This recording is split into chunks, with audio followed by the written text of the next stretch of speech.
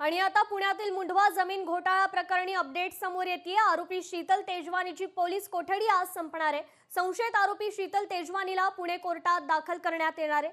थोड्याच वेळात सुनावणीला सुरुवात देखील होणार आहे।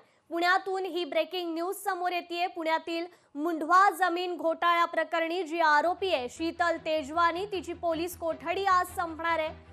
संशयित आरोपी शीतल तेजवानीला आता पुणे कोर्टात दाखल करण्यात आले। थोड्याच वेळात, अगदी काही वेळातच आता सुनावणीला सुरुवात होणार आहे। तर शीतल तेजवानीला आज पुणे पोलीस शिवाजी न्यायालयात हजर करणार आहेत। अगदी काही वेळातच या सुनावणीला सुरुवात होणार आहे। शीतल तेजवानीला आणखी वाढीव पोलीस कोठडी मिळावी याची मागणी पुणे पोलीस आज न्यायालयाच्या समोर करणार आहेत। आता यावर काय निर्णय होणार हे पाहणंही महत्त्वाचं ठरणार आहे। ही मोठी अपडेट आपण पाहतोय। पुण्यातील मुंढवा जमीन घोटाळा प्रकरणी आरोपी असलेली शीतल तेजवानीची आज पोलीस कोठडी संपतीये। तिला आज न्यायालयात हजर केलं जाणार आहे। अगदी काही वेळातच या सुनावणीला सुरुवात होईल। पुणे पोलीस मात्र शीतल तेजवानीची कोठडी वाढवून मिळावी याची मागणी आज न्यायालयात करणार आहेत।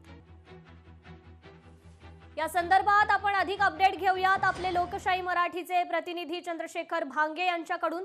चंद्रशेखर, खरं तर शीतल तेजवानीची जी पोलीस कोठडी ती आज संपतीये, परंतु पुणे पोलीस मात्र आज न्यायालयात तिची कोठडी वाढवून मिळावी याची मागणी देखील करणार आहेत। काय या संदर्भात अधिकची अपडेट?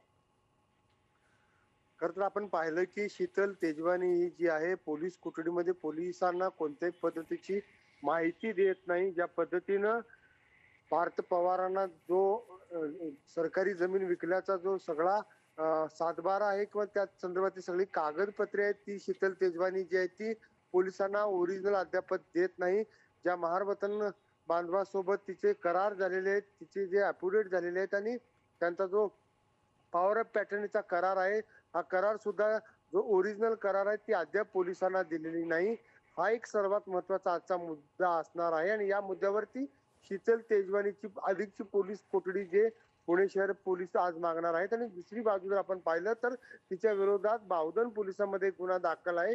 बावधन शिवाजीनगर न्यायालयामध्ये शीतल तेजवानीचा एमसीआर अर्थात तिची कारागृहात रवानगी जर झाली तर तिचा जो ताबा आहे तो बावधन पोलिसांना मिळावा असा देखील अर्ज करणार आहे। एकंदरीत आज कोर्टाच्या न्यायालयाकडे निर्णय असणार आहे की शीतल तेजवानीची जी आहे तिला अधिकची पोलीस कोठडी मिळेल की तिचा जो ताबा आहे तो बावधन पोलिसांकडे जाईल। कृपा जी, निश्चितच चंद्रशेखर, धन्यवाद आपण दिलेल्या या सविस्तर अपडेट संदर्भात।